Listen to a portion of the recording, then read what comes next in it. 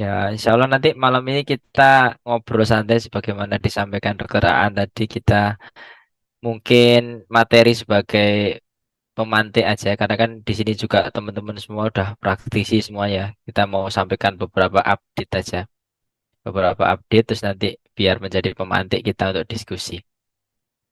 Ketika untuk mempersingkat waktu, saya izin share screen. Bismillah saya izin mulai ya. Saya paparkan dulu beberapa materi. Nanti di akhir presentasi mungkin kita akan banyak tanya jawab atau diskusi. Tema ngobrol kita malam ini terkait termokoter dan skin glue yang mana di akhir-akhir ini sebagaimana kita praktisi ketahui metode yang sedang diminati ya digandrungi oleh customer ataupun oleh praktisi sendiri adalah sealer ya. Sealer itu di mana eh, apa namanya menggunakan skin glue entah itu nanti dengan cetakan ataupun tanpa cetakan. Ya, kita langsung masuk dulu ke termocoter. Nah, termocoter ini kan memang sebenarnya alat yang sudah terutama di daerah-daerah berkembang ya. Di daerah-daerah berkembang itu sudah sangat sering dijumpai. Hanya saja memang di kalangan akademisi ya, di kalangan apa namanya biasanya sejawat kita dari dokter spesialis urologi ataupun yang lainnya yang belum terbiasa ke praktik sunat di apa di perifer atau mungkin di pada praktek sunat tanpa anestesi total itu memang masih menganggap sebelah mata. Nah, nanti kita akan paparkan apakah memang termokoter itu jelek ya. Sering kita ketemu ketika apa diskusi dengan dokter spesialis gitu ya. Itu beliau mungkin me, apa tidak merekomendasikan atau bahkan merekomendasikan untuk tidak menggunakan termokoter dengan beberapa alasan. Tapi nanti kita akan paparkan ya beberapa penelitian-penelitian yang ternyata justru tidak seperti dugaan kita. Mungkin kalau kita melihat, wah laser lebih bagus karena mahal gitu ya. Nanti kan kita lihat, ternyata faktanya sangat menarik sekali.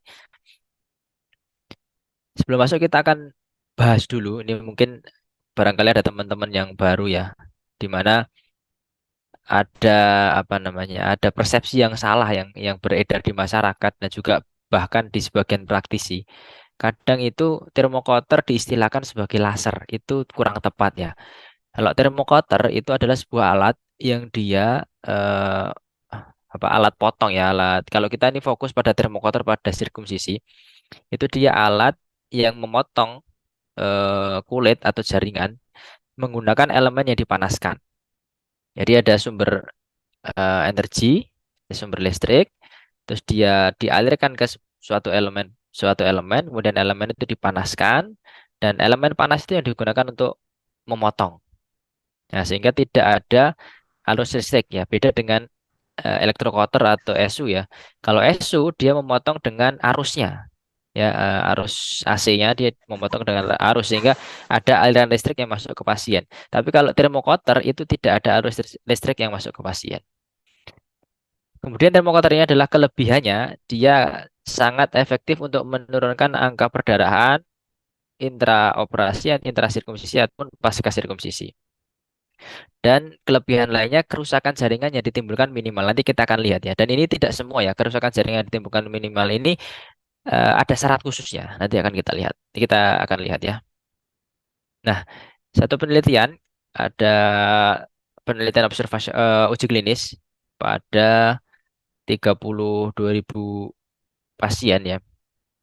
eh, Subjek usia 7 sampai 17 tahun yang hasilnya ternyata penggunaan termokoter pada sirkumsisi ini eh, perdarahan yang perlu diintervensi, jadi bleeding yang perlu dilakukan intervensi itu tidak ditemui.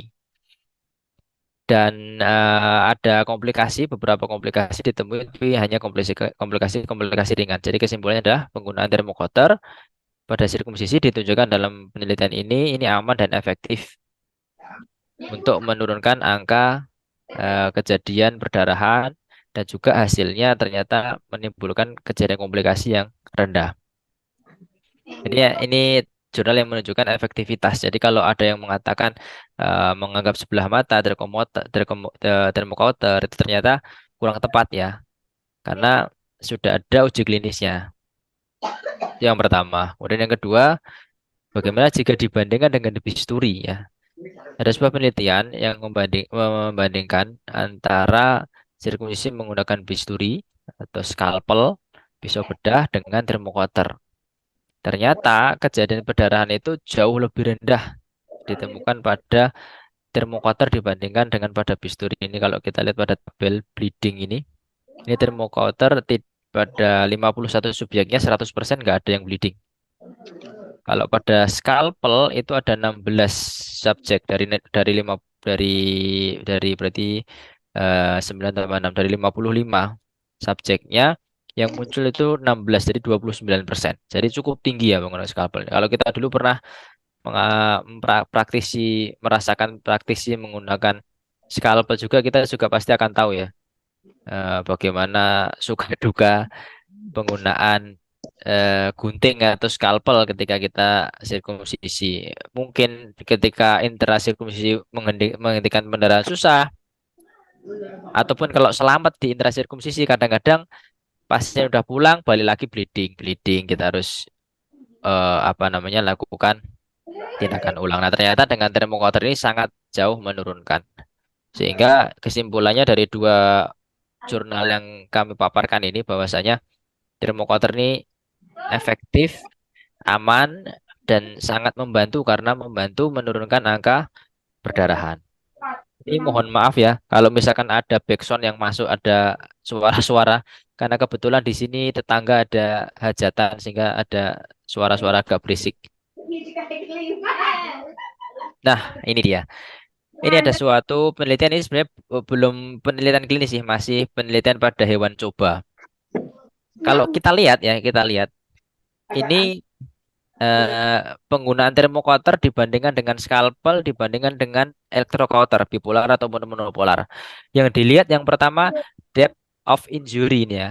Jadi kalau kita memotong menggunakan scalpel itu tidak ada jaringan yang rusak, tidak ada jaringan yang nekrosis di sekitar luka.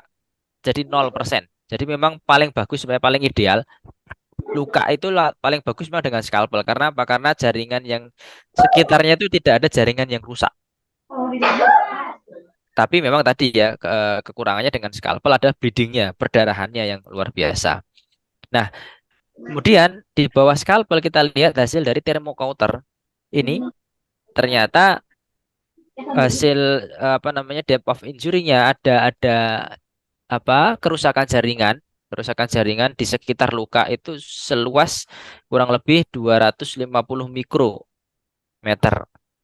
Nah, kalau dibandingkan dengan electrocauter yang bipolar ataupun monopolar, ternyata justru hasilnya lebih dalam atau lebih luas kerusakannya pada electrocauter bipolar ataupun monopolar. Sehingga kesimpulannya, ketika kita memotong dengan termokauter, ya potongannya itu lebih bersih istilahnya, lebih luka atau nekrosis atau kerusakan jaringan yang ditimbulkan itu lebih tipis dibandingkan dengan electrocauter. Padahal kalau secara harga, dilihat secara harga jauh ya electrocauter atau dibandingkan dengan termokauter. Kemudian epitelisasi. Nah, ternyata penyembuhan luka atau epitelisasi itu juga lebih cepat pada termokauter dibandingkan dengan electrocauter yang bipolar ataupun monopolar. Dan juga deposisi kolagen, terus kemudian pembentukan jaringan granulasi itu juga lebih bagus secara signifikan pada termokauter dibandingkan monopolar atau bipolar counter. Nah, tapi ini settingnya kuncinya adalah ketika pemotongan itu suhu maksimal di 250 derajat Celcius. Ini penelitian ini menggunakan termokauter dengan settingan suhunya itu stabil di 250 derajat Celcius. Jadi termokauternya memang harus setting khusus. Bagaimana termokauter itu bisa stabil di derajat itu. Kalau kita yang selama ini ada kan naik suhu, kemudian kita lepaskan turun suhunya ya. Kita aturnya kan tegangan yang masuk, bukan suhu yang kita apa suhu yang stabil pada elemen panasnya. Tapi kita atur buat tegangan yang masuk sehingga menghasilkan panas pada elemen. Kemudian ketika panasnya memuncak memerah, kita lepas biasanya, terus dia suhunya turun lagi. Nah, itu kita tidak terkontrol suhunya. Kita tidak tahu suhu yang keluar berapa. Nah, kalau kalau ingin menghasilkan yang seperti ini, maka suhunya adalah di 250 derajat Celcius. Ya, itu kunci yang pertama. Dan kita lihat, nah, kalau teman-teman sekalian lihat, wah, laser berarti bagus tuh, harganya mahal ya, dibandingkan dengan termokoter yang istilahnya sering kita pakai, sering kita jumpai di apa perifer gitu. Ternyata kalau kita lihat, kita bandingkan tadi kan termokoter di head to head ke elektrokoter lebih bagus termokoter ya dengan suhu dengan catatan ya suhunya 250 derajat Celcius. Nah, ternyata kalau kita lihat nih pada tissue damage dan healing electrosurgery ini kerusakannya itu sedang sampai tinggi kerusakan jaringan di sekitar luka. Sedangkan laser itu justru yang paling besar kerusakannya.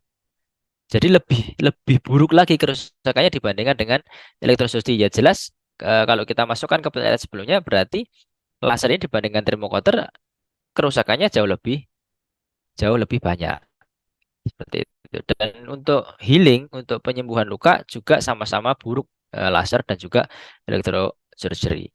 Jadi kalau di sini kita lihat ini penelitian, beda penelitian ya dalam sebuah jurnal review mereview beberapa penelitian menunjukkan dari histopatologisnya ternyata memang laser ini justru yang paling jelek. Yang bagus memang ini ya scalpel ultrasonic ini. Dia menghasilkan luka yang apa kerusakan jaringan yang sedang sampai rendah dan penyembuhannya juga lebih baik pada ultrasonic scalpel. Cuman ini memang masih jarang sekali dan harganya juga cukup mahal. Seperti itu. Nah, jadi kalau kita lihat dari perbandingan ini, tentunya ini sudah punya backing ilmiah ya, penelitian bahwasanya termokater ini aman dan efektif digunakan pada sirkumsisi. Dan bahkan kalau kita head to head kan dengan alat potong device cutting yang lain itu justru lebih baik. Gitu. Dengan catatan memang penggunaan dan setting yang khusus. Nah, terus tekniknya apa sih yang sering yang bisa dipakai termokoter untuk apa sirkumsisi? Biasanya kalau diakhiri dengan skin glue atau sealer itu dengan gelatin paling banyaknya ya. Ya ini biasanya seperti ini eh, apa namanya dipotong ya dengan termokoter, kemudian sekali potong biasanya yang banyak-banyak ya ini bukan bukan bukan teknik yang direkomendasikan tapi ini kebanyakan teknik yang dilakukan adalah seperti ini. Ya, teknik guillotine diharapkan sekali potong ya sudah apa namanya dengan sekali potong ini diharapkan langsung bisa dilem seperti ini. Nah, yang ini gambar skin glue-nya kering. Mayoritas kita lihat penggunaan termokoter digabungkan dengan skin glue rata-rata seperti itu. Nah, tapi ternyata teknik seperti ini ada kekurangannya. Yang pertama berbahaya. Berbahaya karena apa? Guillotine itu sendiri dari WHO tidak disarankan pada usia di bawah 15 tahun atau pasien dengan adesi atau perlengketan yang hebat. Sehingga ketika ditarik, ditarik kulit dan mukosanya ditarik bareng ke atas, itu glensnya akan ikut naik. Nah, akan sangat beresiko untuk terjadinya trauma pada glans atau bahkan amputasi. Kalau kasus-kasus kita lihat sering terjadi amputasi glans itu biasanya tekniknya adalah guillotine. Nah, tersangkanya memang guillotine. Dan itu tidak hanya terjadi pada pemula ya, bukan karena pemula gitu enggak. Memang beberapa kasus itu pemula, tapi beberapa kasus itu memang orang yang sudah veteran ya, sudah praktisi senior. Dan saja memang seringnya apa karena sudah sering gitu ya, akhirnya eh, apa mungkin pasien pas banyak atau seperti apa kelewat.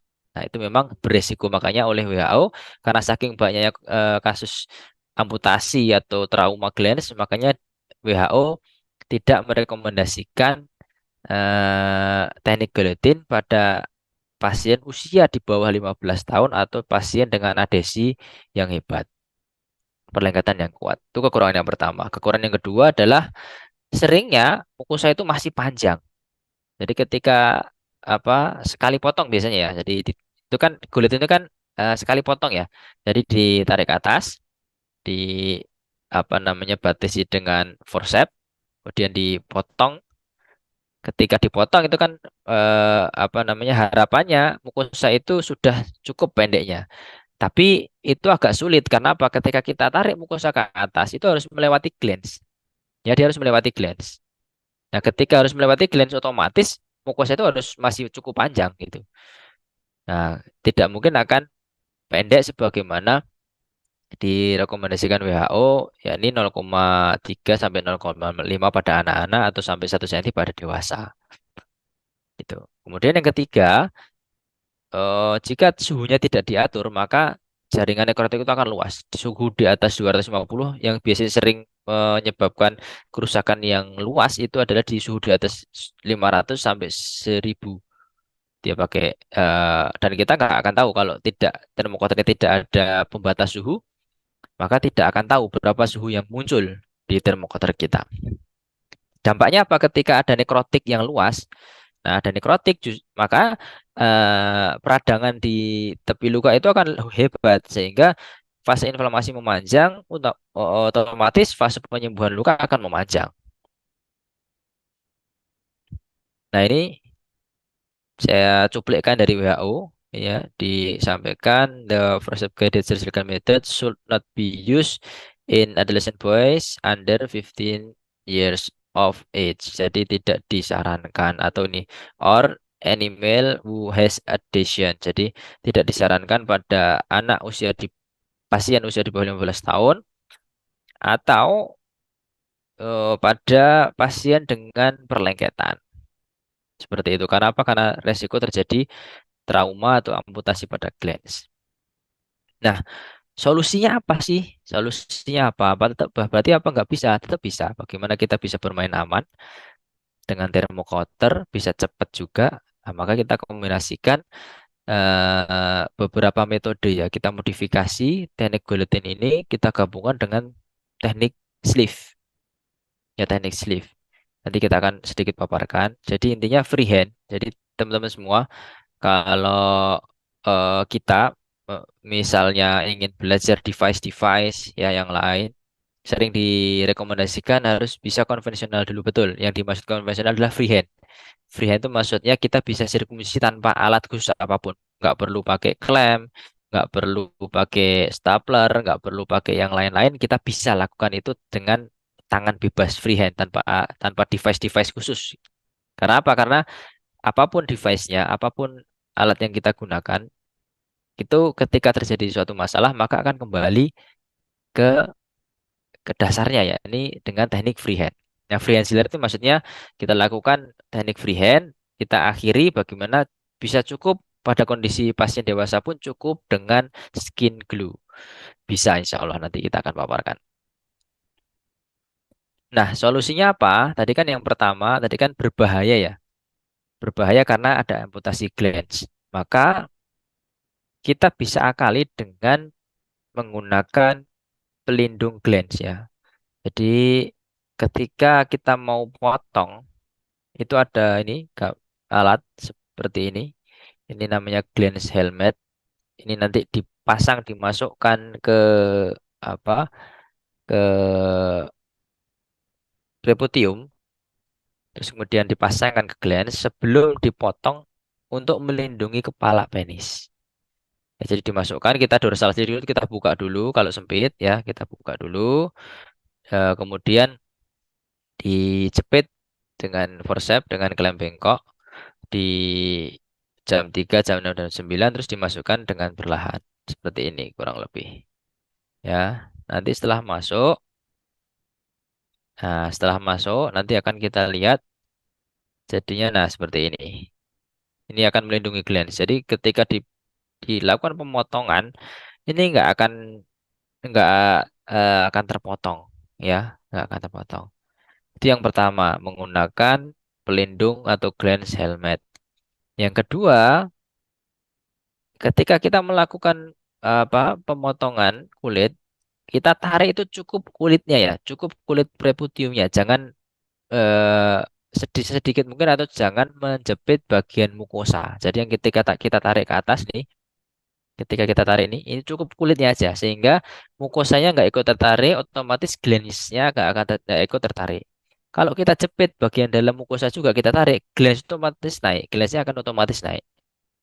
Jadi kita jepit cukup di kulit. Itu ya. Jadi solusi untuk tadi yang pertama, kekurangannya karena berbahaya.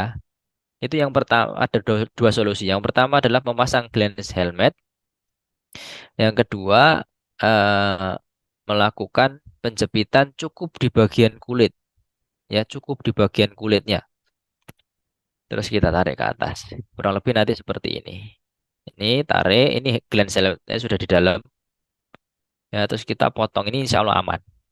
Ya, jadi misalnya pun kena, gitu, misal pun kecepit gitu ya, nggak akan bisa tercepit karena dia ada helmnya, kepala glassnya. Oke, itu yang pertama berbahaya.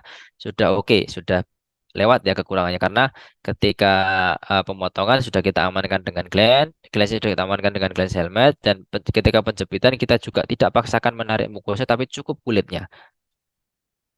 Nah, konsekuensinya ketika kita tarik hanya kulitnya nanti otomatis mukosanya itu akan panjang. Nah, mukosa yang akan panjang ini kita harus pendekkan. Ya, kita trimming mukosanya. Nah, seperti ini ya. Jadi kita ukur kurang lebih 0,5, 0,3 sampai 0,5 pada anak-anak atau sampai 1 cm pada dewasa. Ya, terus kita trimming. Kita lakukan trimming. Ini karena ketika kita lakukan teknik tadi, otomatis pasti mukosanya akan panjang. Kemudian, nah ini solusi yang ketiga dari masalah ketiga adalah ketika kita gunakan termocover itu bisa jadi nekrotiknya luas. Agar nekrotiknya nggak luas, maka suhu itu harus diatur di untuk pemotongan kulit itu di maksimal 250 derajat Celcius. Kalau untuk memendekkan inner preputium itu 150 sampai 200 derajat Celcius. Dan untuk koagulasi itu juga di 150 derajat Celcius efektifnya. Oke, itu ya terkait termokoter. Nanti banyak diskusi aja kita ya. Jika ada pertanyaan nanti kita tunjukkan juga bentuknya gelas helmet seperti apa. Nanti kita di akhir aja. Nah, sekarang masuk ke skin glue. Apa itu skin glue? Nah, jadi skin adhesif kalau kalau ada yang mengatakan tisu adhesif itu banyak, tapi kalau skin adhesif yang ada sekarang hanya cyanoacrylate. Jadi cyanoacrylate itu adalah sebuah cairan yang ketika nanti dia bersentuhan dengan kulit dengan tepi luka dia akan mengalami polimerisasi dan dia akan yang awalnya jadi cairan dia akan menjadi padat. Jadi cairan skin glue itu adalah sebuah cairan cyanoacrylate yang ketika dioleskan atau ditempelkan pada tepi luka kulit, dia akan mengalami polimerisasi, kemudian dia akan membentuk suatu lapisan padat. Nah, lapisan padat inilah yang akan menjaga atau mengaproksimasi kedua tepi luka ditahan gitu ya. Seperti itu. Nah, ini jenis-jenis dari skin glue yang ada saat ini ada etil cyanoacrylate ini sudah ada sejak zaman Perang Dunia Kedua ya, sudah sering digunakan tapi kekurangannya adalah sangat iritatif. Nah, generasi yang lebih barunya adalah N-butyl cyanoacrylate dan yang paling baru adalah N-oktil cyanoacrylate. Kita head to head dua ini aja N-butyl sama N-oktil karena etil sudah jarang sekali ditemui dan yang sering kita pakai adalah N-butyl cyanoacrylate yang beredar di pasaran yang ada izin edarnya itu ada merek Rexil dan juga N-bond. Dua itu jenisnya N-butyl cyanoacrylate. Kalau N-oktil cyanoacrylate itu misalnya Dermabond ya, merek Dermabond tapi memang sulit dan agak mahal. Ya, kita bandingkan ya. Kalau N-butyl cyanoacrylate itu dia kekuatannya setara dengan benang monofilamen 5.0 ya, kekuatannya setara dengan benang monofilamen 5.0. Jadi semua luka yang kira-kira bisa ditahan dengan benang 5.0 maka dengan N-butil cyanoacrylate ini tetap bisa. Kalau enoktil kalau enoktil cyanoacrylate itu 4 kali lebih kuat. Dari penelitian preklinis menunjukkan bahwasanya N-oktil ini 4 kali lebih kuat dibandingkan N-butil cyanoacrylate. Dan kekuatannya sebanding dengan benang monofilamen 4.0. Kemudian N-butil cyanoacrylate ini lebih tidak iritatif dibandingkan etil generasi yang lebih lamanya. Dan N-oktil ini lebih tidak iritatif lagi dibandingkan keduanya, N-butil dan juga N-etil. Etil cyanoacrylate. Kemudian untuk waktu pengeringan, N-butil lebih cepat, 30 sampai 60 detik. Adapun N-oktil bisa lebih lama, yakni 2 sampai 3 menit. Nah, N-oktil ini satu-satunya cyanoacrylate yang disetujui FDA ya. Yang disetujui FDA. Untuk N-butil memang belum disetujui FDA, tapi untuk di kita sendiri di Indonesia sudah bisa muncul izin edarnya ya. Kekurangannya dari N-oktil memang dia bagus, tapi hanya saja dia mahal dan sulit dicari.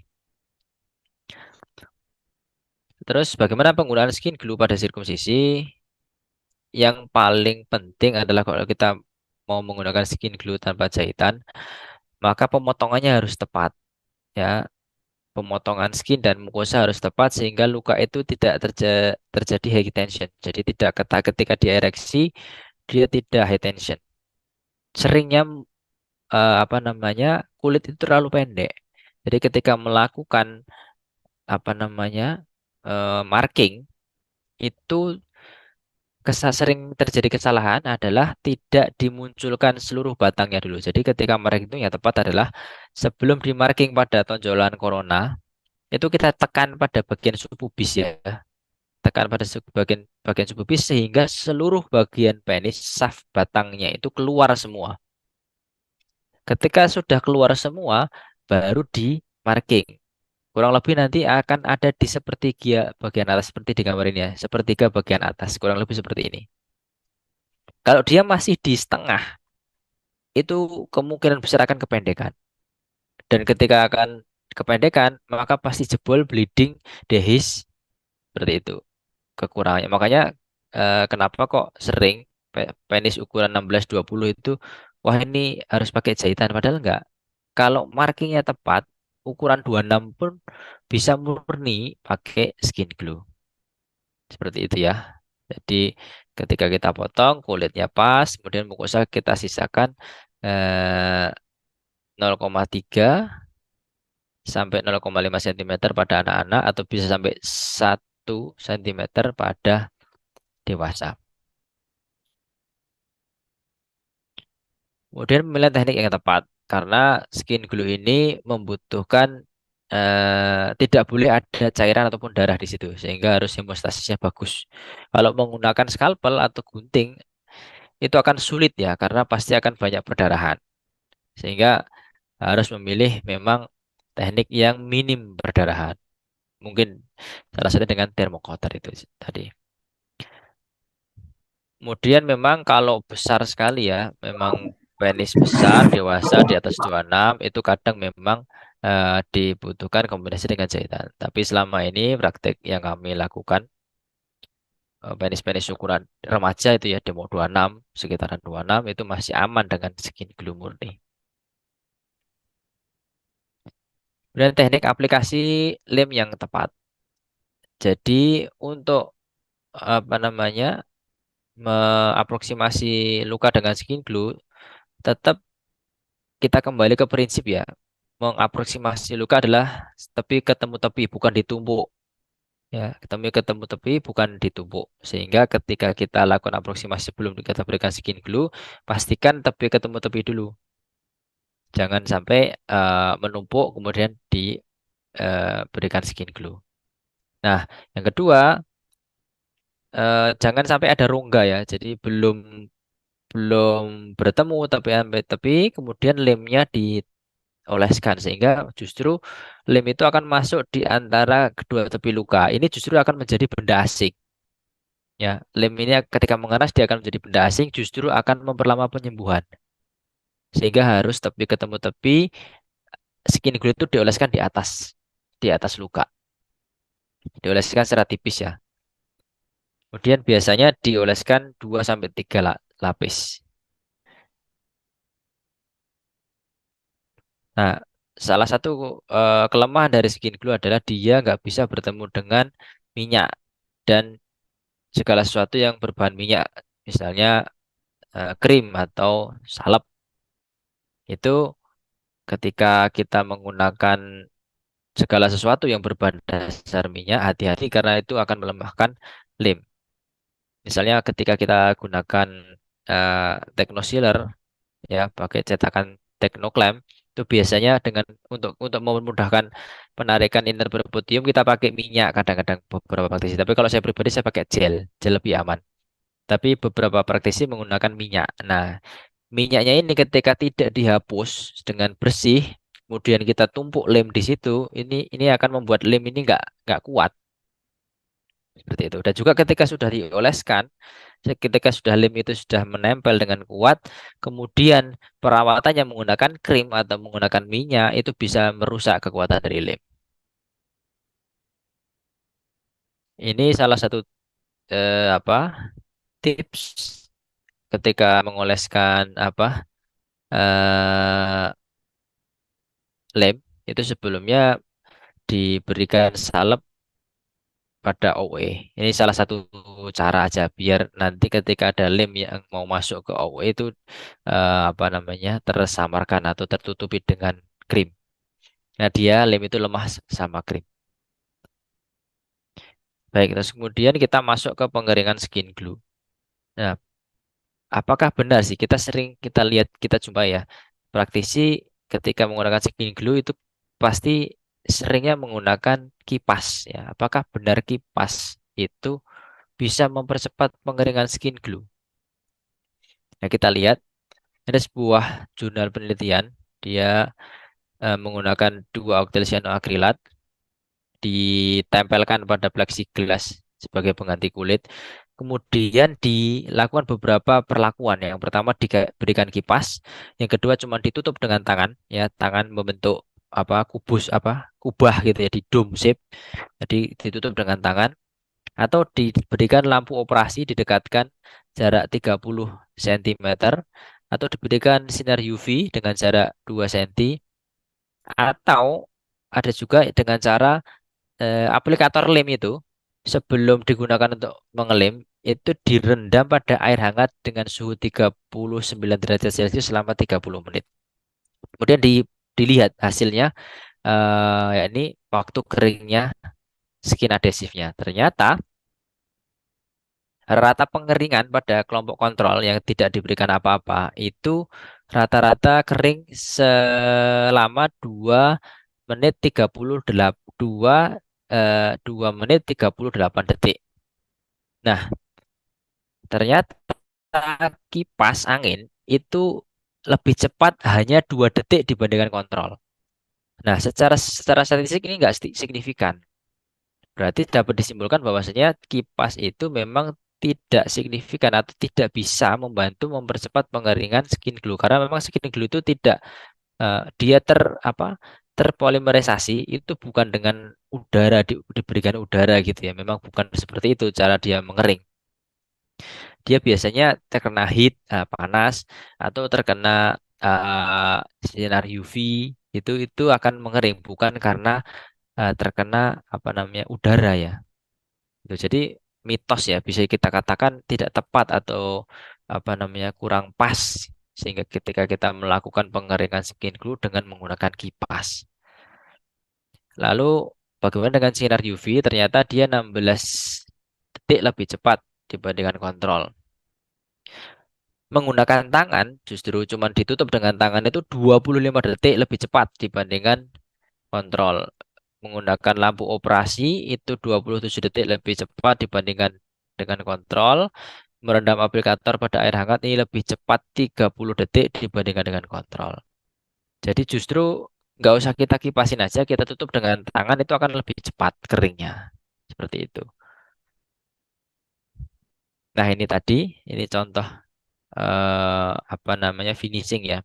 ketika kita gunakan skin glue, saya kasih tips trik ketika kita mau apa namanya ngelem, itu lem dulu di jam jam 6 sama jam 12 ya. Jam 6 ini ini jam 12, ini jam 6 kita lem dulu. Nah, sisanya ini baru kita eh, pertemukan setelah itu.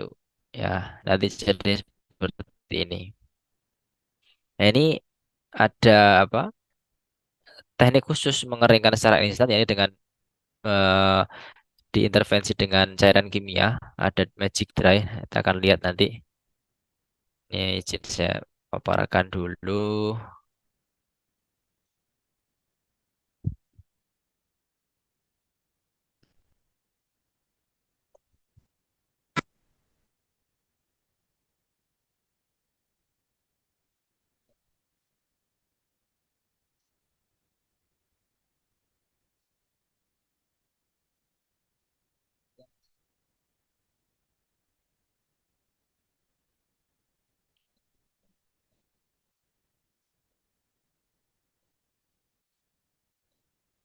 Nah, ini kalau kita semprot magic dry ya, pakai cairan itu, dia langsung kering ya. Jadi ini kan habis kita, ini kan baru aplikasi lem ya. Ini lem. Biasanya kan kalau N-butil ini saya pakai N-butil. N-butil itu kan 30 detikan ya, 30 detik keringnya. Tapi kalau kita semprot magic dry,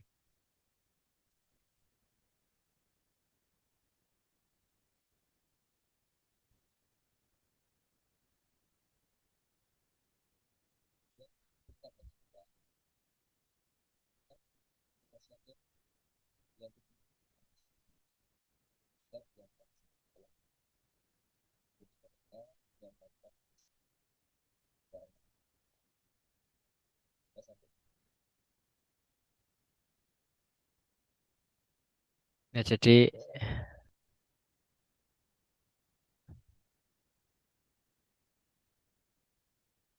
kita ulang ya. Ini kalau kalau kita lihat ini setelah aplikasi lem kemudian disemprot, ini langsung kering ya.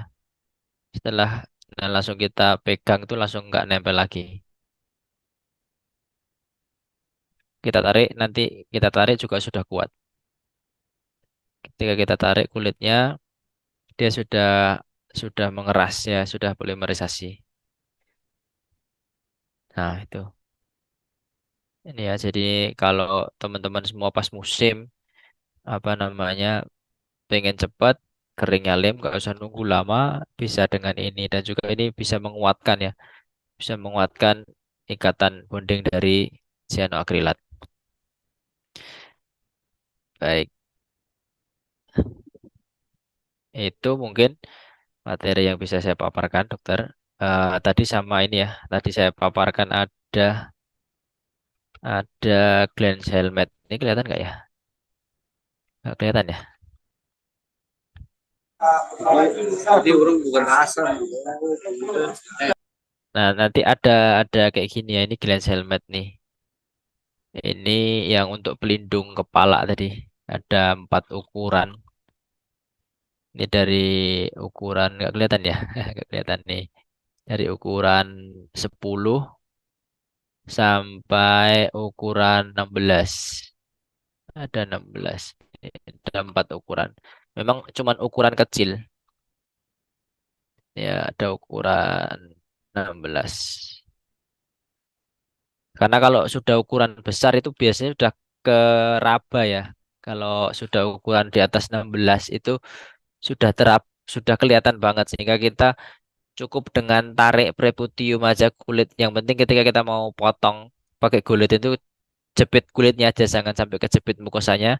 Kita tarik ke atas sudah aman. Tapi kalau pada penis-penis kecil, apalagi bayi, ya itu perlu sekali ada pelindung ini. Ya, clean helmet. Ini bentuknya kayak gini. Ini ukuran 10-nya. Jadi ketika sebelum potong eh, apa potong gelatin ini dimasukkan dulu. Nggak kelihatan ya. Saya nggak bisa nunjukkannya gimana nih. Terus ada juga ini untuk pengukurnya. Jadi sebelum sebelum apa menentukan ukuran dari glass helmetnya bisa dengan ukuran ini di sini juga ada tabel mikropenis hingga sekalian bisa ngukur kalau misalkan ukurannya kecil kok curiga mikropenis bisa kita pakai juga. Oh ya jadi juga salah satu tips untuk apa namanya teknik guillotine itu kalau kita sering dulu pakai guillotine kemudian kita apa namanya pakai forcepnya kita cepit gitu ya kita cepit full kita cepit tiga gitu kadang-kadang ketika kita potong gosong apa namanya bekas dari jepitan klem itu kita buka ada bekas gigi-giginya gitu ya. Nah, itu kadang gosong dan itu membekas sampai selesai sampai penyembuhan pun masih seperti itu. Itu karena memang rusak ya. Jaringan yang kita jepit itu rusak ya. Caranya adalah yang pertama jepitnya jangan jangan terlalu kencang kalau bisa jangan dijepit atau kalau memang dijepit jepit satu klik aja dan jangan terlalu lama. Atau juga pakai klem khusus ini ya. Ini ada forceps, ada guillotine forceps. Ya, kelihatan kan nih. Guillotine forceps. Ada size 14 sampai size 20. Sampai size 20 ini size 20-nya guillotine forceps. Nah, itu bedanya apa? Bedanya kalau kita lihat nanti di sini ini enggak ada geriginya. Ini enggak ada geriginya. Jadi ketika kita jepit bagian ini yang menjepit apa propetium yang nantinya masih masih apa eh, menjadi bagian yang sehat itu nggak ada geriginya sehingga dia nggak merusak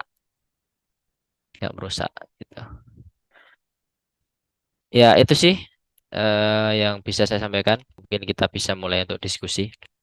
Terima kasih atas waktunya. Banyak kekurangannya saya mohon maaf. Bila taufiq wal hidayah. Wassalamualaikum warahmatullahi wabarakatuh. Assalamualaikum dokter. Ya, Waalaikumsalam warahmatullahi wabarakatuh. Waalaikumsalam Silakan. warahmatullahi. Mau tanya izin dok. Ini pengalaman setelah kemarin itu nyunat lem 4 anak. Jadi ini menanyakan untuk sunat lem pada burung besar. Setelah hari ketiga itu ternyata ada bleeding di jam 6. Setelah saya cek ternyata mungkin karena itu burungnya besar, harusnya kepalanya penisnya itu turun nempel di kulitnya, jadi lembek lemnya, jadi ngelupas lemnya. Itu yang pertama, gimana penanganannya biar enggak penanganan pada burung besar untuk metode lem. Baik, jadi kalau pada remaja ya, remaja atau bahkan dewasa, penis besar atau penis pun nggak besar, tapi dia remaja sudah balik, itu dia akan sering ereksi. Nah, ereksi ini menyebabkan luka itu menjadi high tension, jadi sering ketarik. Lepasnya skin glue itu seringnya itu bukan karena lembab, karena skin glue itu setelah dia terpolimerisasi sempurna ya, setelah dia kering padat sempurna, dia itu anti air. Jadi anti air sehingga ketika kena lembab, maksudnya penisnya ke bawah terus dia kena lembab itu nggak akan masalah. Yang jadi masalah adalah ketika motong kulitnya ini kependekan sehingga ketika dia ereksi tambah kuat nih tarikannya. Itu sering sering jebolnya itu karena itu. Kenapa kok sering di jam 6? Ya karena memang tarikan terkuatnya di sana. Kalau frenulumnya kenanya pendek, dia kan tarikan terkuatnya di sana, sering lepas di sana. Itu karena sering ereksi. Ya, solusinya adalah yang pertama, markingnya harus tepat. Pemotongan outer preputium kulitnya sama innernya itu harus pas sehingga dia nggak nggak high tension ya, nggak nggak ketat gitu loh, nggak ketat. Terus yang kedua bisa diberikan tapi ini off the record ya maksudnya penggunaan off label bisa digunakan ketoconazole 2 kali sampai 3 kali sehari di luar dosis jamur ya itu bisa mengurangi ereksi tapi ini penggunaan off label di luar penggunaan untuk anti jamur itu biasanya kalau dewasa sering ereksi, itu bisa diakali seperti itu. Tapi yang penting sebenarnya pengalaman kami ya selama ini, asalkan markingnya itu tepat ya, pemotongan itu tepat, mukosanya cukup, kulitnya cukup, itu aman. Mau dibalut nggak dibalut, skin glue murni aja, skin glue aja itu aman. Seperti itu. Biasanya kalau dewasa kita pakai sampai 3 lapis. Kalau anak-anak biasanya hanya 2 lapis, bahkan bayi itu 1 lapis itu cukup. Tapi kalau dewasa bisa sampai 3 lapis. Terus yang kedua, untuk ini sudah kami tinjau sudah 1 pekan lebih. Proses ngelupasnya lem itu kira-kira berapa hari? Bentar. Mungkin yang kedua tadi, pertanyaan Ya, keduanya. untuk pertanyaan kedua, proses lepasnya lem itu berapa lama? Tadi dari Pak Ali menanyakan seperti itu, Dok. Jadi berapa lamakah proses lepasnya lem tersebut? Kalau murni dengan N-butil ya, N-butil itu 5 sampai 7 hari. Normalnya terlepasnya itu tanpa ada intervensi ya kalau nggak ada sesuatu gitu ya. Kalau tadi misalnya sering ereksi, lukanya high tension, nah itu bisa lepas sebelum itu. Dan harapannya memang di hari kelima itu ketika fase penyembuhan normal itu sudah menyambung ya meskipun belum maturasi, belum sempurna tapi sudah menyambung luka itu. Kalau nggak ada sesuatu. Kalau ada sesuatu yang mungkin memanjang bisa lebih panjang lagi tapi normalnya kalau nggak ada komplikasi nggak ada pemanjangan fase inflamasi gitu itu normalnya di 5 hari itu sudah 3 sampai 5 hari biasanya menyambung. Terus yang ketiga, di luar materi dokter, ini yang kita pakai klaim, kita tidak merekomendasikan untuk kasihkan obat antibiotik. Cuman setelah orang tuanya pasien dibawa ke puskesmas, dikasih antibiotik, akhirnya juga dirujuk ke rumah sakit, dikasih antibiotik lagi. Dan antibiotik dan antiinflamasi. Gimana menurut dokter gitu? Terima kasih dokter.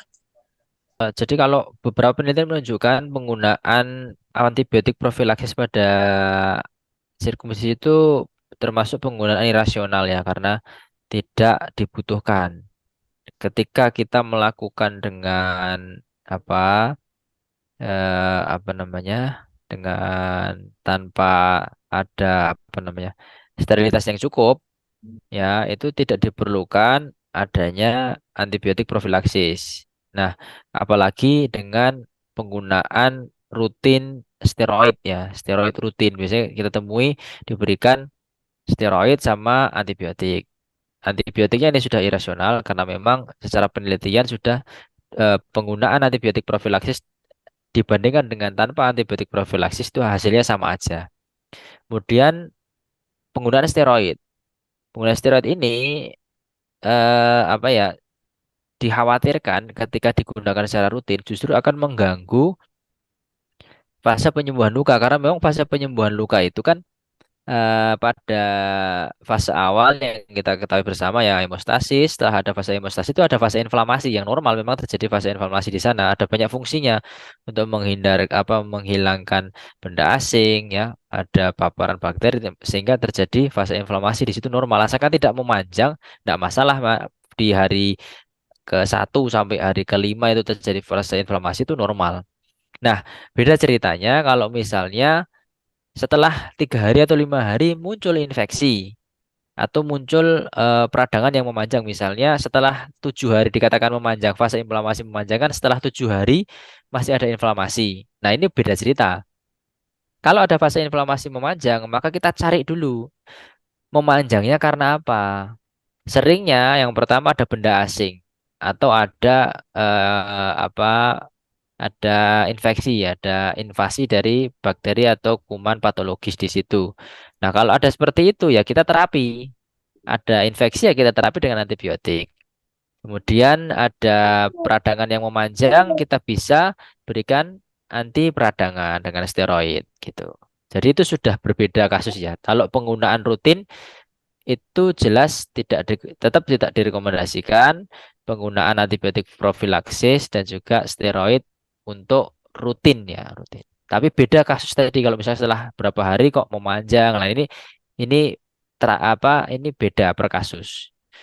Adapun untuk rutin penggunaan pada semua kasus sirkumsisi digunakan ini itu belum ada apa namanya landasan ilmiahnya. Setahu saya seperti itu wallahu alam. Halo, Assalamualaikum. Ya, Waalaikumsalam warahmatullahi wabarakatuh. Monggo. Waalaikumsalam Selamat warahmatullahi. malam, Dok. Dan semuanya, izin bertanya pada Dokter Irfan. Ada beberapa pertanyaan dari saya mengenai materi yang dipaparkan oleh Dokter Irfan. Yang pertama, tadi pada saat pemotongan preputium, suhunya itu kurang dari 200. Kira-kira kalau kita menggunakan termokoter yang biasa dijual di umum, itu wattnya berapa ya, Dok ya? Dianggap berapa standar amannya? Nah, gini ya, jadi kalau termokoter yang sudah ada itu memang susah karena panas itu tidak hanya di apa tentukan oleh wattnya. Jadi ujung elemen yang panas ini yang pertama ketebalan elemennya berapa, terus jarak antara apa namanya sumber apa elektrik itu ke elemen panasnya jaraknya berapa. Jadi hambatannya ada berapa. Jadi nggak bisa ditentukan dengan apa namanya murni wattnya. Wattnya masuk 25 ini berapa nggak bisa.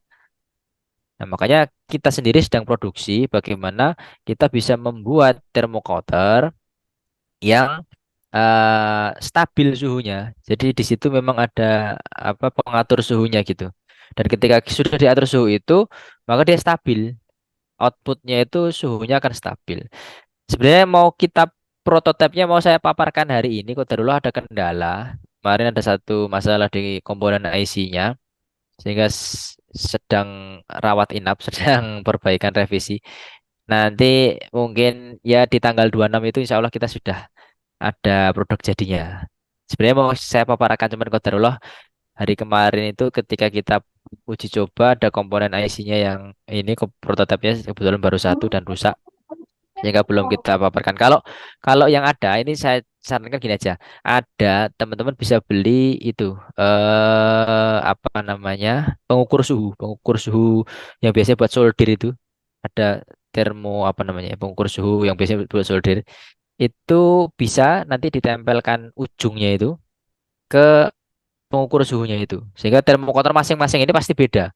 Nanti termokoter A, B, C, D, E ini ketika di apa masuki suhu 25 watt ujungnya panasnya berapa ini beda karena nanti ketebalan dari elemen panasnya itu pengaruh, jaraknya, hambatannya dari arus listrik ke panasnya itu pengaruh gitu. Jadi caranya kalau memang belum punya yang ada suhu pengatur suhunya gitu aja cek di gitu kira-kira oh ini 25 watt suhunya segini. Tapi kekurangannya adalah nggak bisa stabil.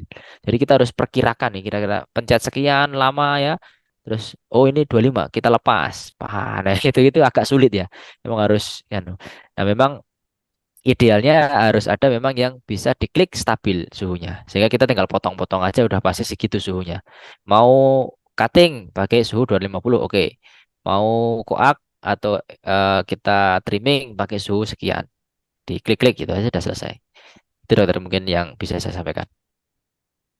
Kemudian yang kedua, pada saat pemotongan preputium, bagusnya itu menggunakan klem yang lurus atau klem yang bengkok ya dok ya. Kadang kan kita kan sebelumnya kan kita harus marker kan menyesuaikan dengan gland penisnya kan itu dia nggak lurus. Itu bagusnya pakai klem yang lurus atau klem yang bengkok. Baik. Sebenarnya itu nggak ada patokan pastinya ya. Kalau saya sih suka yang lurus karena apa? Karena eh, ketika kita dalam prakteknya ya, ketika kita mengikuti garis itu, garis yang kita buat, itu akan lebih enak ketika menggunakan garis apa klem yang lurus. Karena menggunakan klem bengkok pun kita nggak akan bisa persis dengan harapan kita kan persis membentuk ini ya apa namanya anatomi dari penis ya bentuknya seperti itu. Tapi dengan klem bengkok pun nggak akan bisa membentuk seperti itu. Jadi kalau saya lebih suka memang garis itu dibuat agak lurus. Yang nanti yang kita sesuaikan adalah jadi preputium luar, outer preputium atau kulitnya itu tetap lurus. Cuman yang kita sesuaikan adalah nanti mukosanya. Jadi mukosanya yang kita bentuk. mengikuti dari ketika kita trimming itu kita bentuk mengikuti dari ini. Tapi ketika motong outer ya tetap ya lurus gitu, kurang lebih lurus. Garisnya tetap apa namanya dari jam 6 lebih atas terus ke bawah jam 12 lurus gitu ya. Kalau pakai klem cetakan itu kan memang bisa lebih bentuk ya, lebih bentuk ini terus nanti di sini agak naik. Jadi di mulai jam 3 ke arah jam 6 itu nanjak gitu ya. Nah, itu bisa kalau pakai klem. Tapi kalau mau pakai guillotine, mau bentuk seperti itu nggak bisa, nggak bisa. Jadi mending pakai garisnya itu memang dibuat lurus dari apa namanya dari jam 6 ke jam 12 lurus, terus kemudian ditandesi di apa namanya dijepit pakai klem lurus aja. Itu kalau saya seperti itu. Cuman kalau mau klem bengkok juga bisa, nggak masalah. Cuman yang penting mengikuti garis yang kita buat. Itu aja sih. Kemudian yang ketiga, untuk penggunaan skin glue, biasanya itu normalnya itu lemnya lengket di kulit itu berapa hari ya dok ya? Terus kalau misalkan plus magic dry itu dia apakah waktunya lebih lama atau sama aja dok? Baik. Jadi tadi sudah kami paparkan ya kalau lem N butil ya ini kita bahas N butil yang sering aja yang banyak di pasaran itu memang 5 sampai 7 hari lepasnya. Nah, sekarang kalau magic dry. Jadi magic dry itu jadi lem itu dia ketika berikatan ada bonding dengan antara molekul cyanoacrylate satu dengan cyanoacrylate lainnya itu bisa macam-macam perantaranya, bisa dengan air, bisa dengan macam-macam. Nah, ketika dengan cairan magic dry ini dia akan mengikat lebih kuat.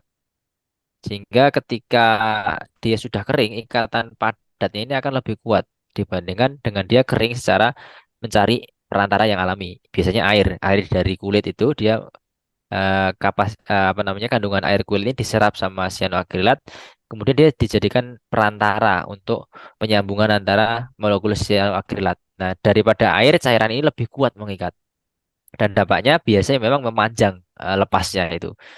Minimal biasanya di hari ketujuh kalau tidak ada masalah itu 7 sampai 10 hari biasanya ininya. Tapi ketika lem itu menempel lebih lama itu sebenarnya kan nggak masalah, hanya tinggal menunggu lepasnya aja. Dipakai mandi, dipakai berendam nanti akan lepas sendiri. Itu yang jadi masalah adalah kalau lemnya ini lepas terlalu cepat, ada dehis, ada sesuatu, wah ini jadi masalah. Gitu. Tapi kalau agak memanjang itu nggak perlu khawatir ya, tinggal disampaikan pada pasien bahwasanya memang nanti akan terlepas sendiri. Kalau memang untuk pengen lebih cepat ya bisa berendam, bisa apa namanya diguyur dengan air sabun gitu. Terus yang keempat, untuk dok minta tipsnya dok untuk kasus-kasus eh, pada fimosis dok, apakah biasanya pada fimosis itu dia kan dia penyembuhan lukanya lebih lama. Apakah ada tips-tips khusus untuk perawatannya dok? Mungkin itu saja. Terima kasih. Wassalamualaikum warahmatullahi wabarakatuh. Waalaikumsalam warahmatullahi wabarakatuh. Waalaikumsalam Permisi untuk Pak warahmatullahi. Arifudin nggih. Tadi yang nomor 3 pertanyaannya saya belum nyatetnya belum lengkap ini. Penggunaan skin glue dok, penggunaan Oke. skin glue pada sirkum itu lemnya itu lengketnya itu nyampe berapa hari? Terus jika menggunakan magic dry, apakah itu lebih lama atau sama saja? Baik, kalau Vimose sendiri itu memang belum ada apa ya, belum belum ada sumber yang ilmiah yang jelas yang meneliti tentang terkait bekas adesi pada kepala ada Glenn Spanish ini. Belum ada jurnal yang melakukan penelitian tentang itu. Tapi secara umum luka itu adalah luka apa namanya eskoriasi ya, eskoriasi. Yang sebagaimana perawatan luka eskoriasi selainnya yang perlu dijaga adalah kelembaban, maksudnya tidak kering dan juga tidak basah, kelembabannya tepat gitu. Itu yang pertama. Yang kedua, masalahnya adalah sering terjadi hipergranulasi. Jadi muncul eksudat putih-putih itu. Nah, sering terjadi seperti itu. Nah, pada kondisi seperti ini ini memang belum ada apa penelitian pastinya ya, belum ada yang meneliti terkait di masalah apa namanya bekas fimosis, tapi ada penelitian penggunaan steroid pada luka bakar. Luka bakar itu kan kadang dia hipergranulasi ya, muncul eksudat terus mengering, mengering apa kayak koreng gitu yang terlalu banyak, sama kayak fimosis ini. Nah, itu bisa digunakan steroid. Cuman ini memang harus hati-hati karena memang ini penggunaan off label yang pertama. Yang kedua, belum ada penelitian pada kasus seperti ini. Tapi beberapa praktisi termasuk kami sendiri, kadang kalau terjadi hipergranulasi itu kita berikan steroid topikal itu di hari ketiga, tapi hari ketiga atau hari kelima ketika muncul eksudatnya, ya kita bisa berikan steroid topikal. Biasanya karena ini mukosa ya, ini mukosa, gunakan yang basicnya untuk mukosa. Misalnya salep mata, tes mata gitu ya. Tapi ini sekali lagi ini off label, harus hati-hati. Kemudian jangan lupa steroid itu butuh tapering off, ya butuh tapering off. Misalkan pemberian pertama 3 kali sehari, bertahap nanti 2 kali sehari, 1 kali sehari baru lepas. Gitu. Ya, nah, kalau secara umum intinya jaga aja kelembapannya.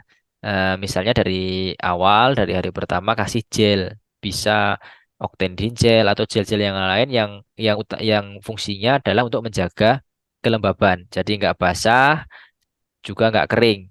Itu itu perawatan secara umum ya, yang sudah jelas perawatan luka ekskoriasi ya seperti itu. Tapi ya, yang saya paparkan tadi penggunaan steroid itu adalah trik-trik tambahan yang itu off label, efektif. Kita sudah pernah mencoba, cuman itu baru opini ya, maksudnya pengalaman ahli, belum ada bukti tertulis sehingga ketika mau diaplikasikan harus hati-hati gitu aja. Yang pertama, eh, SOP tips dan trik sunat lem dewasa atau P lebih dari 24 mili dan perawatannya ya. Oh baik. Size-nya lebih dari 24 gitu ya. Ya, Jadi kalau untuk apa namanya pasien dewasa, jadi sempat saya singgung yang pertama kuncinya itu pada marking ya, pada marking. Kulitnya cukup, jangan terlalu banyak ambil kulit. Terus kalau pada dewasa mukosa itu bisa sampai 1 cm. Ya jangan jangan terlalu kaku di 0,5 tapi bisa sampai ke 1 cm, bahkan 1,3 itu beberapa jurnal masih masih oke, 1,2 sampai 1,3. Jadi ketika kita tadi potong gelotin, ini kan mukosanya masih panjang nih. Kita bisa ukur kira-kira kulit ini seberapa. Oh, kulitnya segini. Mukosanya berarti harus segini. Nah, ketika pemotongan itu kita harus jeli nih.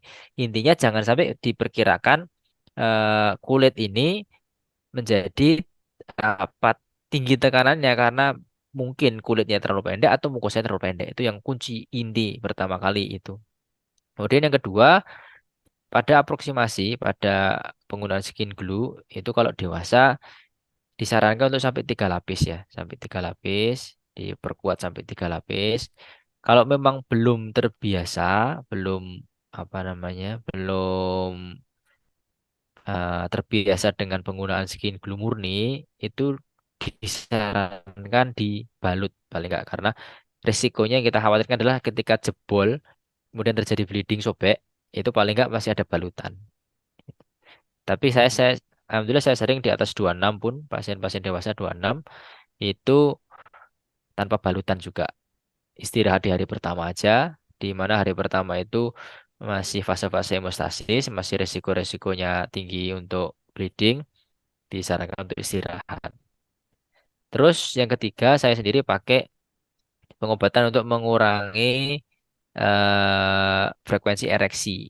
Bisa dengan yang aman itu dengan ketoconazole, itu bisa 2 sampai 3 kali sehari. Tapi ini off label ya, penggunaan off label. Itu sih kalau apa skin glue pada dewasa.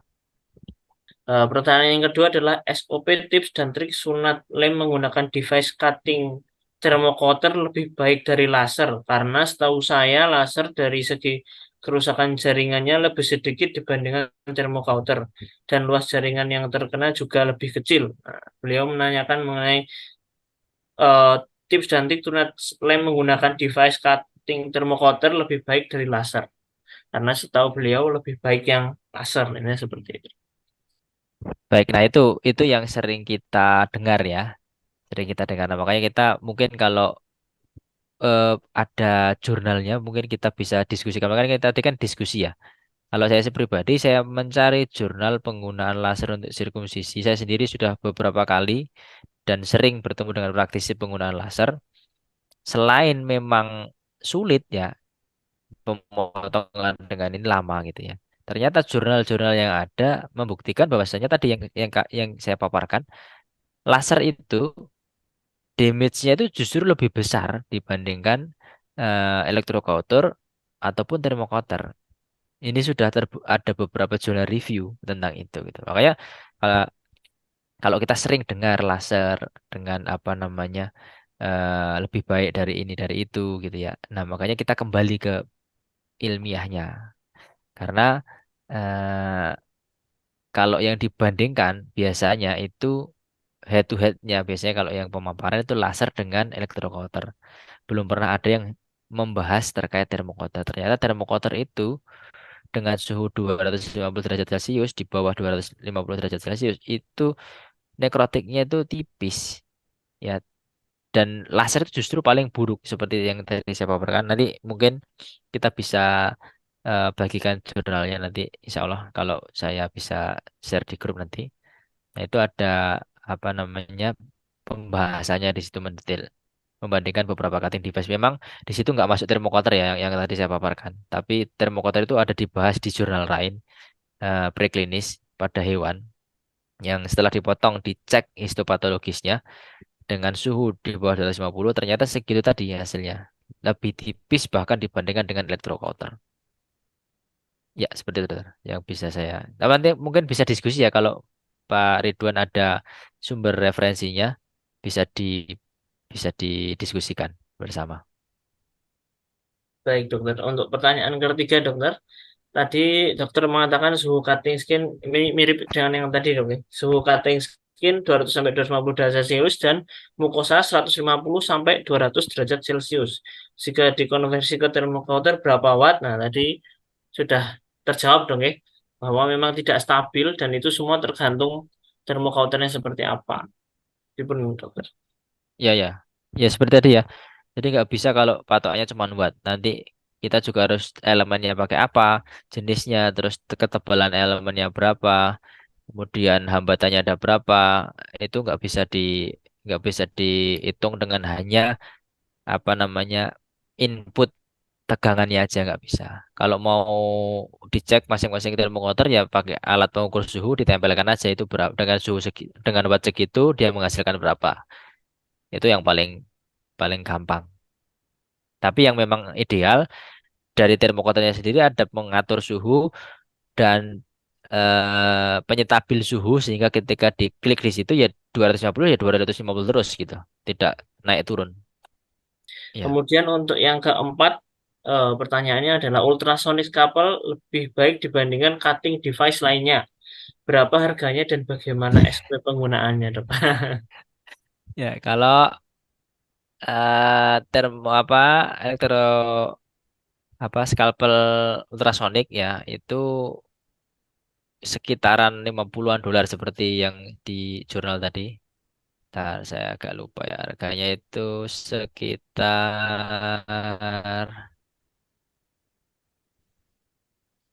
sekitar 10 sampai 50.000 dolar. 50K, 50K. Ya, kurang lebih seperti itu yang pertama ya. Yang pertama itu yang kedua ini penggunaannya agak sulit karena itu bentuknya namanya scalpel tapi dia nggak kayak scalpel pisau gitu ya. Bukan bentuk scalpel gitu, bukan. Jadi dia bentuknya itu kayak apa namanya? Apa vessel sealer itu loh. Jadi dia justru mirip gunting tapi ujungnya kecil gitu. Terus di ujungnya ini baru ada semacam dia transduksi untuk soundnya ini ultrasoniknya ini. Nah ini baru ini yang untuk motongnya gitu. Jadi memang agak sulit untuk apa aplikasinya sulit. Ada memang sudah ada workshopnya di Malaysia untuk ultrasonic scalpel itu sendiri. Tapi memang ya karena harganya mahal itu masih belum familiar di kita ya, masih belum familiar. Ya mungkin suatu saat kita bisa upgrade ke arah sana mungkin. Cuman memang beberapa praktisi, teman praktisi yang sudah menggunakan itu kendalanya adalah hemostasinya kurang bagus. Jadi masih bleeding-bleeding. Seperti itu. Kalau saya detailnya memang saya belum bisa bicara banyak terkait itu. Kalau harga tadi harga sekitar 10K sampai 50K US dollar. Kalau terkait detail tekniknya saya belum bisa banyak bicara. Cuman beberapa praktisi yang menggunakan itu katanya kendalanya di hemostasisnya masih kurang bagus. Oke, begitu data yang bisa saya jawab. Dok, izin tanya terkait alergi lem. Kalau boleh tahu contoh alerginya seperti apa dan kalau sudah terlanjur, bagaimana tindakan yang harus dilakukan? Baik, biasanya kalau saya jarang temui saya beberapa kali, cuman enggak, paling nggak sampai 10 kasus. Itu ketika alergi itu biasa muncul ya tanda-tanda alergi biasa. Ada yang dia urtika apa bidur ya, ada yang bentuk lain. Cuman pasti kalau alergi dia gatal, kemerahan. Ya terapinya gampang. Kasih antihistamin sama steroid. Kalau sudah apa namanya terlanjur penggunaan nggak apa-apa, biar terpasang aja. Cuman dikasih antihistamin sama steroid. Jarang kok kasusnya jarang. Makanya kalau saya saran sih gunakan yang sudah ada izin edar lemnya lebih aman karena beberapa laporan beberapa teman itu penggunaan lem yang lain kadang iritatif jadi kadang ada yang suka nyoba-nyoba di tangan tuh panas ya mungkin ada campuran yang lain atau mungkin itu etil cyanoacrylate kita juga nggak tahu. Tapi yang jelas yang sudah ada izin edar akan lebih terjamin. Itu kalau alergi itu tadi apa namanya bisa di apa namanya gunakan antihistamin dan juga steroid di terapi aja nggak usah maksudnya sudah terlanjur dilepas itu nggak usah dikasih terapi aja. Kemudian ini dokter, pertanyaan kedua adalah tadi kan sempat dijelaskan juga mengenai Helmgren ya dok. Penggunaan Helmgren apakah aman dari risiko robeknya mukosa dokter? Terima kasih. Iya, penggunaan glass helmet sama kayak klem ya. Glass helmet ini kan klem, cuman dia langsung bentuk kayak kalau klem kan dia keluar untuk dikunci ya. Kalau ini kan enggak. Jadi tetap sama kayak penggunaan klem, dilebarkan dulu, lakukan dorsal slit sesuai dengan ukuran ini dimasukkan, itu tidak akan robek. Sebagaimana penggunaan klem-klem yang lain ya, teknoklem atau yang lain sama, prinsipnya kurang lebih sama.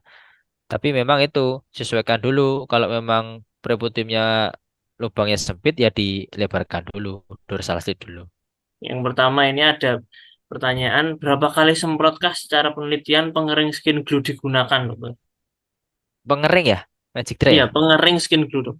Ya, kalau itu yang penting merata ya, merata. Jadi enggak ada minimalnya, maksimalnya enggak ada. Yang penting sejauh apa kita aplikasikan lem itu semuanya terspray karena dasar ilmiah adalah skin apa glue ini, Magic Tray ini dia akan menggantikan air untuk bonding. Ya, jadi ketika kita paparkan ke seluruh bagian lem, maka dia akan cepat dan akan menggantikan apa namanya air untuk bonding antara senyawa sianoakrilatnya gitu. Jadi tidak ada berapa kali semprotan, yang penting merata. Karena nanti akan beda semprotan yang satu berapa nanospray apa lubangnya itu seberapa. Terus kemudian yang satu juga berapa tergantung botolnya. Nah, yang patokan adalah diratakan pada seluruh bagian yang dilem. Ya. Kemudian pertanyaannya selanjutnya adalah untuk penggunaan forceps guillotine sudah pernah pakai dokter. Ada bagian yang melorot. Mungkin ada tipsnya dokter ini dari untuk Oke, baik. penggunaan forceps Kalau guillotine sudah pernah pakai tinggi dok. kalau sudah nggak ada giginya, bisa kalau misalkan memang kulitnya itu kecil, bisa diklik 2 atau 3 kali.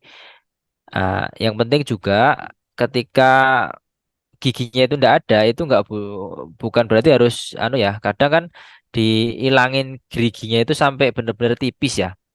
Nah, itu akhirnya nggak bisa menjepit kalau dia banyak. Jadi cuman dihilangkan aja bagian yang tajam, jangan tidak sampai mengurangi apa banyak bagian klemnya. Kalau dikurangi banyak, dia akan nggak menjepit. Itu yang pertama. Yang kedua, biasanya di ujung ini masih ada sisa. Di ujung apa? Jadi di tengahnya ini giginya hilang sama sekali. Di ujung ini masih ada sedikit. Jadi nanti kuncinya itu juga ada di ujung juga, gitu. Kalau bentuk resep guillotine itu seperti itu. Yang kita buat itu tipis aja, terus yang di ujung ini kita masih sisakan sedikit kayak koker gitu lah, kayak koker cuman itu bukan koker ya. Lem biasa kita apa namanya trimming giginya ini, terus yang di ujung masih sisa sedikit. Ini fungsinya untuk jepit sedikit di bagian atas. Selanjutnya, izin bertanya dokter, satu, apakah setelah digunakan glue aplikator atau pengering lem, apa tetap perlu diberikan liquid bandage, dokter? Ini saya pribadi ya. Kalau saya pribadi saya belum pernah menggunakan liquid bandage. Saya dulu pernah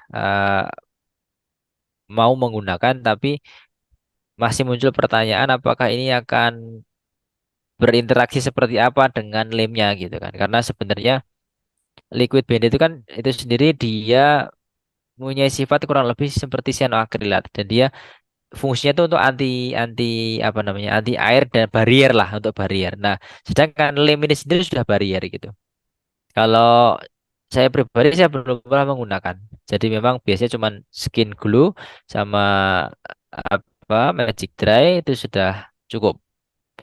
Tapi kalau teman-teman ada yang sudah pakai, misalnya setelah itu dipakaikan lagi, nggak masalah, bisa-bisa aja nggak masalah, boleh-boleh aja. Nggak akan berpengaruh juga sama apa lem yang sudah kering, seperti itu.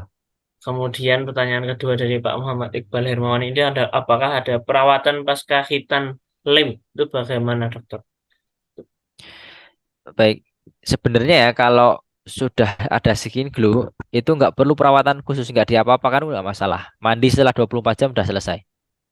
Tapi kadang untuk apa namanya untuk perawatan lokal itu sering diberikan antiseptik spray. Fungsinya adalah me, apa namanya mengamankan lah istilahnya mengamankan dari kontaminasi bakteri di bagian yang dilem sekitarnya ataupun sekitar penis.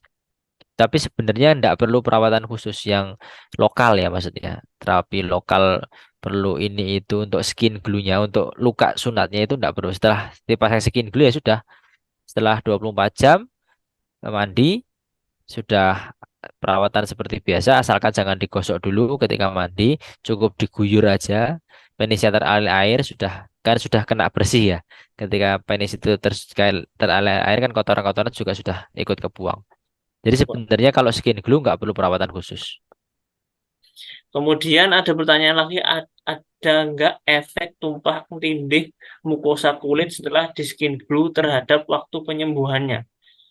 Oh, Jadi mungkin dia nggak nggak tepi skin, ke tepi ya. ya, nggak. Resikonya adalah memanjang pasti nih. Karena dia luka itu akan nyambung dari tepi ke tepi. Dia akan mencari ke situ. Jadi akan memanjang kalau ditumpuk. Yang pertama, yang kedua dia bisa inversi. Jadi lukanya itu bukan nyembuh ke tepi, tapi yang ini mungkin mukosanya juga tapi luka yang ini ada lukanya di bawah sini, terus yang sini ketemu lukanya. Jadi nyambungnya tuh numpuk gini.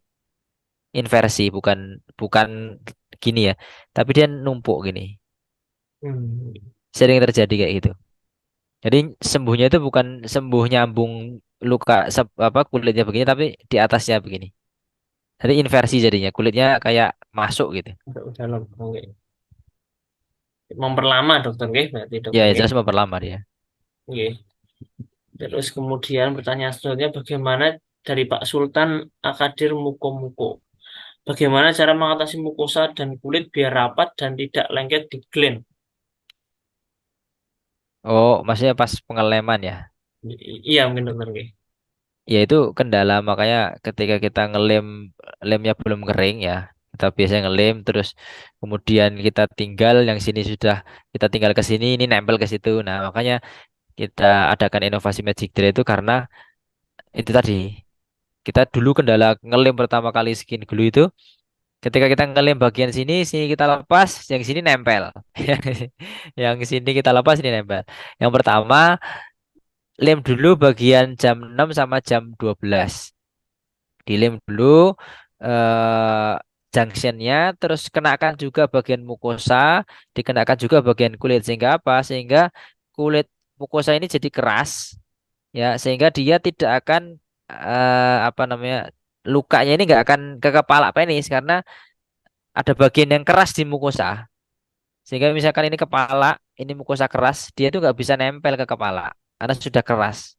Lemnya langsung keras ya. Jadi ketika di ini dilem, semprot, seret, ini langsung keras. Yang pertama, yang kedua, mukosa itu memang nggak boleh habis. Jadi paling nggak 0,3. Kalau mukosanya habis akan sulit dia memisahkan dari kepala penis. Dan mukosa itu salah satu fungsinya adalah untuk sensasi. Ketika habis maka organ yang paling sensitif itu akan berkurang sensitivitasnya. Dan juga kalau mukosanya terlalu pendek bisa jadi kependekan juga. Kulitnya mungkin nggak bisa mengcover dari apa panjangnya penis.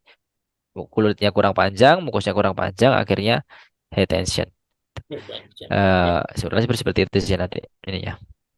Selanjutnya dokter, jadi izin tanya dok, teknik marker pada pasien dewasa itu seperti apa dokter? Marking ya. Ya, tadi sudah kita sedikit paparkan di apa di PowerPoint. Intinya ketika kita marking, munculkan dulu seluruh shaft penis dengan cara tekan sub pubisnya atau tekan arah jam berapa, 11 sama jam 1, tekan pakai dua jari ini ya biasanya. Pakai dua jari ini tekan gini atau sub pubisnya ditekan. Intinya seluruh batang penis itu keluar dulu, baru kita marking. Biasanya itu di sepertiga bagian atas kulitnya ini. Itu yang pertama. Terus ketika kita sudah potong, kita kan mau trimming mukosa nih. Lihat dulu, kita tekan lagi nih kulitnya. Kita tekan lagi kulitnya, kan akan kelihatan tuh kulitnya ini seberapa panjangnya. Nah, mukosa itu panjangnya disesuaikan dengan kulit. Jangan memaksakan terlalu pendek. Jadi ketika sudah kepotong kulitnya, kita tekan lagi, batangnya seluruhnya muncul, ya. Kita lihat kulitnya itu seberapa.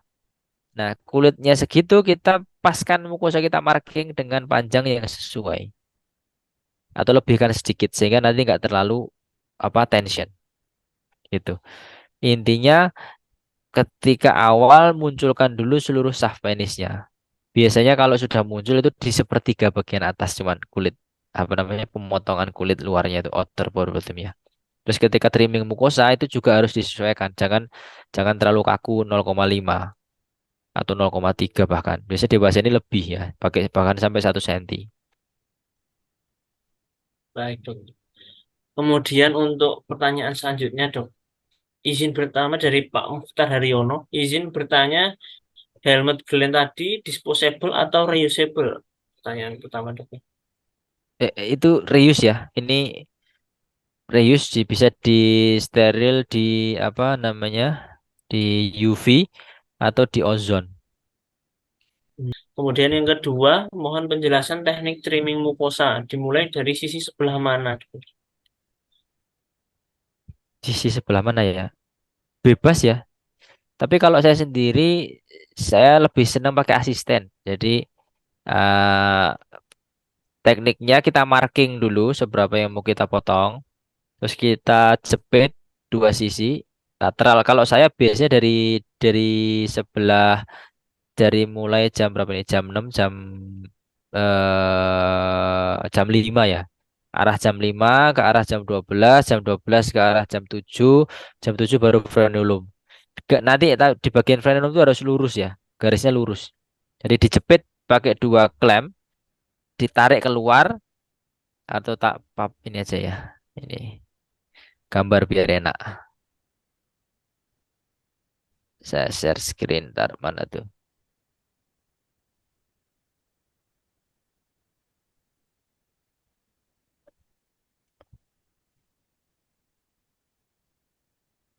Nah ini. Nah, em, tarik keluar sini, terus kita trimming. Ya, kita trimming.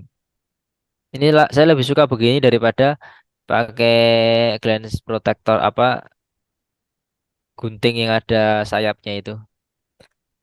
Karena ini akan lebih presisi. Kadang kalau pakai glass protector itu dijepit tuh masih ada yang nggak pas. Bisa juga sih, sedikit-sedikit tapi potongnya.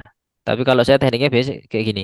Ada asisten narik, kemudian kita sudah marking, kita potong sesuai marking. Ini hasilnya lebih bagus. Eh, Stop share. Ya, gitu. Yang pertama, dokter kalau mengeringkan lemnya pakai hair dryer bagaimana, dokter? Hair dryer ya.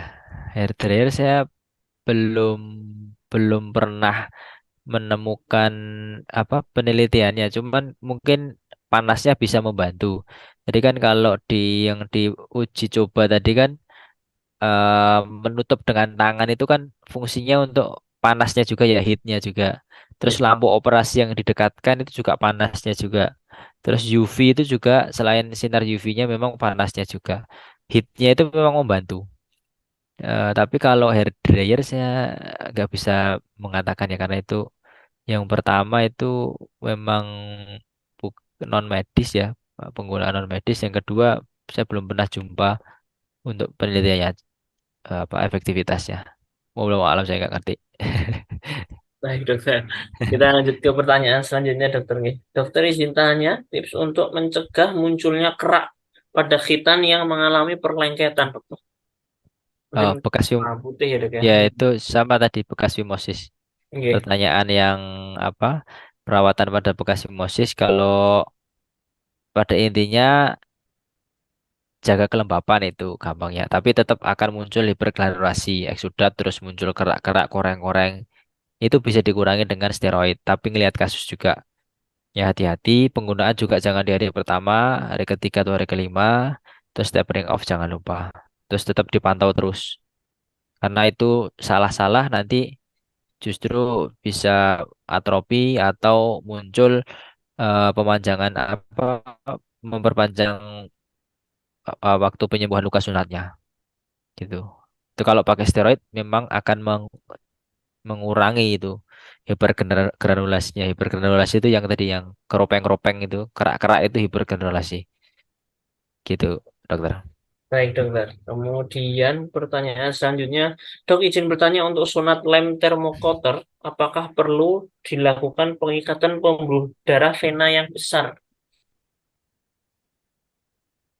eh jadi, oh ya, tadi mungkin memang belum kita paparkan ya. Step pada sirkumsisi itu ada 7 step. Yang salah satu stepnya adalah setelah insisi, setelah eksisi kulit itu ada hemostasis. Hemostasis pada teknik freehand itu hemostasis manual ya. Jadi setelah dipotong, tarik kulitnya ke bawah, lihat ada bleeding atau enggak. Terus cek bleedingnya apa? Apakah oozing, apakah rembes aja, ataukah dia aktif bleeding, ya. Dan penanganannya itu sesuai dengan nanti jenis bleedingnya. Misalnya oozing aja, oozing itu rembes aja itu cukup ditekan aja, tekan aja beberapa menit, dibuka udah berhenti. Atau gampangnya kita punya termokoter, tempel aja suhu 150, tempelkan sebentar sampai memutih, jangan sampai hitam, jangan sampai karbonasi, ya. Sudah putih sudah selesai. Nah, kapan harus diikat? Nah, ini bukan bukan semua kasus ya. Ketika misalkan memang terjadi aktif bleeding, ada bleeding yang nggak berhenti berhenti, sudah di termokoter, sudah ditekan, sudah di apa nggak berhenti berhenti, baru kita ligasi. Itu jadi nggak semua pada termokoter apakah diligasi semua? Enggak. Kebanyakan malah nggak perlu ligasi. Kebanyakan nggak perlu. Tapi memang kadang-kadang pada beberapa kasus mungkin ketika kita ada bleeding yang nggak bisa berhenti dengan penanganan sebelumnya ya terakhir kita ligasi gitu. Jadi ini pembahasannya adalah bukan semua termokoter seperti itu enggak, tapi pembahasannya adalah pembahasan tahap hemostasis pada sirkumsisi. Nanti ada pembahasan di workshop bahwasanya ada 7 step dasar yang salah satunya adalah hemostasis. Nah, hemostasis ini bagaimana cara sih hemostasisnya ini? Bagaimana agar apa namanya agar bleeding itu tidak banyak dan mencegah terjadinya bleeding pasca sirkumsisi. Gitu, dokter. Pertanyaan selanjutnya, Assalamualaikum dokter, izin bertanya, saya Mif dari Lamongan. Satu, jika marking atau pemotongan kulit kepanjangan, kira-kira bisa berisiko menutup gland apa tidak, dok? Terima kasih. Kalau pemotongan kulit kepanjangan, iya, resikonya redundant. Jadi Redundant. memang ya harus pas ya, harus tepat. Pemotongannya nggak boleh kurang, nggak boleh terlalu pendek. Jadi eh, tipsnya memang nggak ada patokan pasti ya. Setiap anak itu pasti berbeda ukurannya, nggak bisa dipastikan ukurannya dipotong sekian sekian nggak bisa. Prinsipnya adalah pemotongan itu ketika dia ereksi dia nggak kurang nggak high tension. Ketika dia tidak ereksi atau intumescent, ketika dia apa namanya flaccid itu nggak nutup. Caranya gimana? Ya tadi ketika kita lakukan marking outer preputiumnya, kita tekan sampai seluruh bagian penis, seluruh batang penis itu nongol. Baru kita marking di tonjolan koronanya. Terus kita potong. Setelah kita potong, pastikan ketika kita tekan lagi kulit itu seberapa. Oh kulitnya, oh masih nutupi. Oh berarti kurang potong. Potong lagi dikit. Intinya sampai nggak menutupi tonjolan corona. Setelah nggak menutupi tonjolan corona, mukosa kita trimming sesuai dengan panjangnya kulit itu. Gitu. Itu insya Allah akan aman. Dan apa namanya kalau apa khawatir kepanjangan, yaitu tadi kita harus double check tadi ya. Jadi nggak bisa mem- apa namanya berpatokan pada sekali marking ini sudah selesai nggak. Kita cek lagi, tekan, oh masih kepanjangan, trimming lagi kulitnya. Oh, udah cukup, berarti tinggal kita sesuaikan mukosanya. Seperti itu. Baik, dokter. Kemudian pertanyaan selanjutnya, dok, ada yang bilang penggunaan dari Kausar Hidayatullah, dok, ada yang bilang penggunaan guillotine forceps membuat licin dan bisa lepas saat di tengah pemotongan. Apakah menurut pengalaman jenengan demikian? Pripun, dokter nih, dok? eh Guillotine proses yang saya buat ini, saya alhamdulillah belum pernah mengalami seperti itu. Jadi kalau misalnya ada keluhan seperti itu, saya belum pernah berpengalaman terkait itu, karena proses guillotine yang kita buat itu kita sisakan ujungnya untuk pengunci. Kemudian ketika kita trimming di bagian apa giginya itu tidak habis ya. Jadi hanya untuk menghilangkan apa lancipnya yang berisiko merusak ini aja. Dan misalkan itu nanti melotrok pas saya turun gitu ya, kita kan kelihatan ya, kelihatan dari dari apa namanya garisnya itu oh turun, tinggal dibenerin aja. Insya Allah kalau ke bawah kan ada Glenn helmetnya, jadi nggak akan kepotong. Karena dia kan apa namanya sudah ada pelindungnya.